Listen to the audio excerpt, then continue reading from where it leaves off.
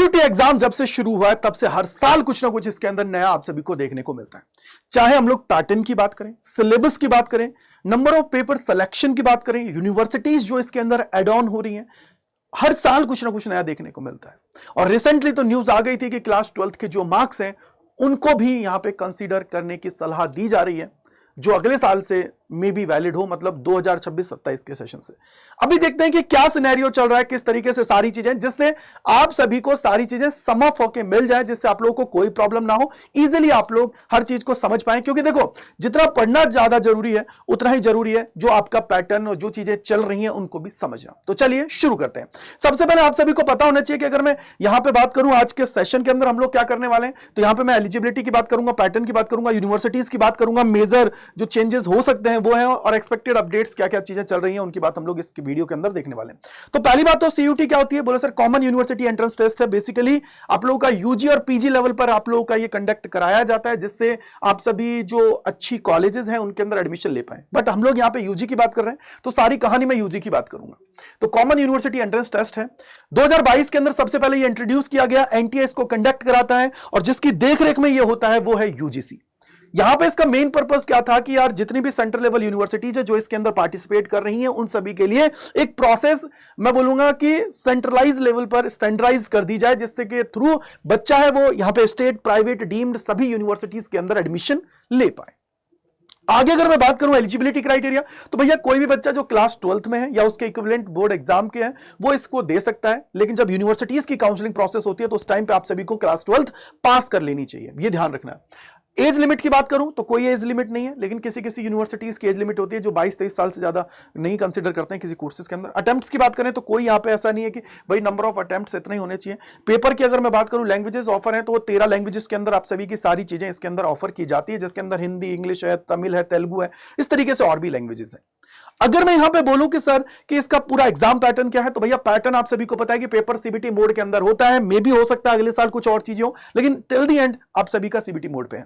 Language की मैं बात करूं तो उसके अंदर 50 क्वेश्चंस पूछे जाते हैं, इसी तरह के डोमेन के अंदर भी 50 होते हैं, जनरल एप्टीट्यूड टेस्ट के अंदर भी 50, यानी कि हर एक जो आपका पेपर है उसके अंदर 50 क्वेश्चन होते हैं, 60 मिनट का टाइम दिया जाता है, और सब्जेक्ट जो आप लोग सेलेक्ट कर सकते हैं मैक्सिमम 5 तक आप लोग सेलेक्ट कर सकते हैं, एक कैंडिडेट सेलेक्ट कर सकता है। टोटल नंबर कितना है भैया, 13 लैंग्वेज है, 23 डोमेन से, एक जीएटी यानी कि टोटल 37 है, उसमें से आप लोग चुनोगे, यानी कि तुम्हारे सामने एक बकेट है, उस बकेट में से आप सभी को पेपर्स को वहां पे लेना है, तो मैक्सिमम आप 5 ले सकते हो। 60 मिनट का पेपर है। पर्पस क्या है कि सारी जो यूनिवर्सिटीज जो पार्टिसिपेट कर रही हैं उनके लिए जो प्रोसेस है उसको स्टैंडर्डाइज किया जाए, ये इसका काम है मेनली। आगे मैं सबसे बड़ी बात जो बताना चाहूंगा कि कितनी यूनिवर्सिटीज पार्टिसिपेट कर रही है, कौन कौन सी है, तो देखो यार अभी तक बात करें टिल द एंड 270 से ज्यादा यूनिवर्सिटीज इसके अंदर पार्टिसिपेट कर रही हैं, और जो बड़ी बड़ी जो तगड़ी यूनिवर्सिटीज है वो है दिल्ली यूनिवर्सिटी, बनारस हिंदू यूनिवर्सिटी, जामिया मिलिया इस्लामिया है, जेएनयू है, Aligarh Muslim university, Allahabad university, Hyderabad university है, सेंट्रल यूनिवर्सिटी ऑफ हरियाणा है, ये बहुत सारी है, और स्टेट, प्राइवेट, डीम्ड यूनिवर्सिटीज भी इसके अंदर पार्टिसिपेट कर रही हैं, यानी कि कहीं ना कहीं चीजें आपके सामने है, ऑप्शंस आपके सामने है। आईसीएआर भी है, वो भी इसके अंदर एडमिशन लेती है, इसके थ्रू टेस्ट भी इसके थ्रू एडमिशन लेती है, यानी कि सर जी कहीं ना कहीं हमारे पास बेटर अपॉर्चुनिटीज हैं, बेटर स्कोप है अगर हम लोग इसको ढंग से करते हैं। तो यहीं पे अगर मैं मेजर चेंजेस जो इस बार एक्सपेक्टेड है क्या हो सकता है देखते हैं, तो देखो अभी एक रिसेंटली क्या हुआ है कि जो मिनिस्ट्री ऑफ एजुकेशन है वो 2022 से लेकर 2025 तक की पूरी रिपोर्ट जो उनके पास गई है उसको देख रही है, जिससे कि यार ये जो बच्चे परेशान हो रहे हैं, क्यों इतने इश्यूज आ रहे हैं, उनको वहां ऑब्जर्व किया जाए। वहां पे एक कमिटी बनाई गई है, वो कमिटी क्या कर रही है, उस पर रिव्यूज दे रही है।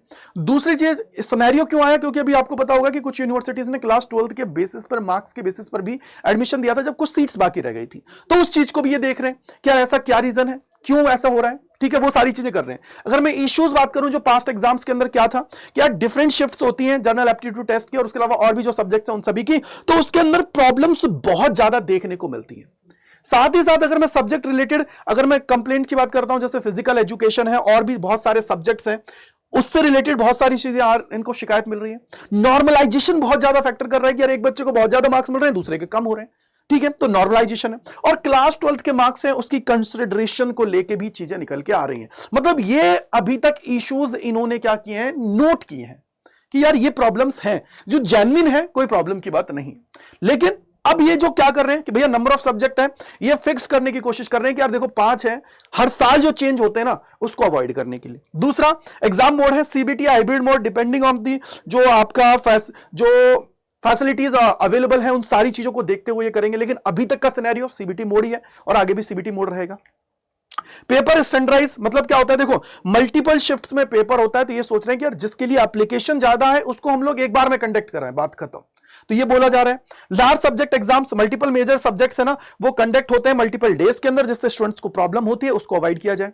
ट्रांसपेरेंसी यानी कि जब देखो नॉर्मलाइजेशन का जो प्रॉब्लम होती है, मल्टीपल शिफ्ट्स में पेपर जाता है, तो उसको हमें रिड्यूस करना है, जो कंफ्यूजन है ना उसको दूर करना है, इसलिए ये सारी चीजें चल रही हैं। तो ये मेजर अपडेट्स चल रहे हैं, देखते हैं क्या निकल के आता है किस तरीके से, क्योंकि जब एजुकेशनल मिनिस्ट्री भी इसके अंदर इन्वॉल्व हो रही है तो कहीं ना कहीं चीजें हैं, राइट है। तो ये आप लोगों के लिए अपडेट चल रही है। अगर मैं टेंटेटिव शेड्यूल की बात करता हूं तो आपको पता है registration last week of Feb के अंदर आपको देखने को मिल जाएंगे, और एंड कब होगा, लास्ट वीक ऑफ मार्च तक आप सभी के चलने वाले। एडमिट कार्ड 3 से 4 दिन पहले आप लोगों का एग्जाम से आ जाएगा। एग्जाम डेट्स क्या है, उम्मीद यही है कि सेकंड वीक ऑफ मई से आप सभी का एग्जाम स्टार्ट हो जाएगा, 9-10 तारीख के आसपास से, और रिजल्ट है जून के अंदर देखने को मिलेगा, और जुलाई में आप लोगों की काउंसलिंग प्रोसेस स्टार्ट हो जाएगी। 1 अगस्त के आसपास आप लोगों का कॉलेजेस हैं वो स्टार्ट हो जाएंगे। तो ये पूरा सिनेरियो इनकी तरफ से निकल के आ रहा है। प्रिपरेशन टिप्स की अगर मैं बात करूं तो देखो यार, आप लोगों का 2026 की मैं बात करूं तो ऑलमोस्ट वो फिक्स है, सारी चीजें हैं, तो उसी के अकॉर्डिंग आप लोगों को करना है। एग्जाम मोड जो है मोस्ट प्रोबेबली मैंने आप लोगों को बता दिया है, सारी चीजें क्या है, किस तरीके से प्लान करना है, उसके अकॉर्डिंग और चीजें करते हुए आगे बढ़ना है। 270 से ज्यादा यूनिवर्सिटीज इसके अंदर पार्टिसिपेट कर रही हैं, तो यानी कि इक्वल अपॉर्चुनिटी सबके लिए। अगर इक्वल अपॉर्चुनिटी है तो कहीं ना कहीं आप सभी को मौका है कि आप लोग एडमिशन ले सकते हैं। तो मैंने अभी तक की सारी सिनेरियो आप सभी के सामने रख दिया है। दूसरी चीज आप सभी को पता है कि अड्डा 24/7 के ऊपर अभी 50% का ऑफ चल रहा है, और हमारे महापैक और महापैक जो प्रो है वो इतने प्राइस में मिल रहा है। साथ ही साथ इतना ही नहीं कि स्पिन द व्हील भी मिल रहा है कि भाई अगर आपने पेमेंट कर दिया, आपने बैच ले लिया, उसके बाद में ये आपके पास आएगा। इससे आप देखो यहां पे रिफंड का ऑप्शन भी है, ई बुक भी मिल सकती है, डिजिटल वॉच भी मिल सकती है, फ्री ऑनलाइन टेस्ट सीरीज भी मिल सकती है, और फ्री बुक्स भी आप सभी के घर पे डिलीवर हो सकती हैं। जो भी किस्मत में होगा वो आप सभी को यहां पे देखने को मिल जाएगा। तो भैया जाके आप लोगों को ये करना है, लेकिन याद रखिएगा बैच परचेस करते टाइम Y485 कूपन कोड है, इसको लगाइएगा, जिससे आप अपने भाई के साथ जुड़ पाए, जिससे मैं आपको पूरे साल भर गाइड कर पाऊं। ठीक है, कोई डाउट कोई परेशानी है उससे पहले इस टेलीग्राम चैनल को ज्वाइन कर लीजिएगा, जितनी भी अपडेट्स हैं सारी चीजें आप सभी को सबसे पहले यहां पे मिल जाती हैं। और कोई डाउट कोई परेशानी आ रही है तो gajendra.kumar@adda247.com पे आप लोग मुझे मेल कर सकते हैं। ठीक है बेटा जी, तो आई होप मैंने आप सभी को सारी चीजें समझा दी है बहुत अच्छे से।